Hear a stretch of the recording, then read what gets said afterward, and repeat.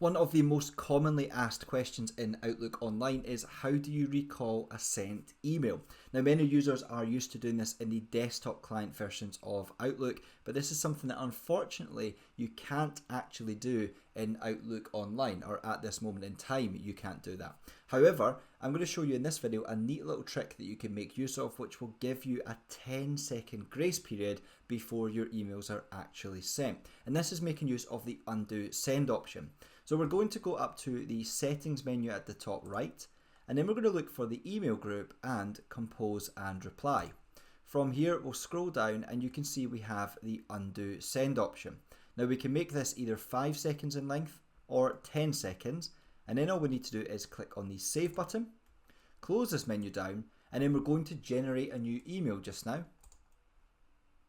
If I click on the send button, a pop-up will come up here and I have 10 seconds to click on the undo button, where it will return me to basically my composed email where I can make any changes, and then I can click on the send button.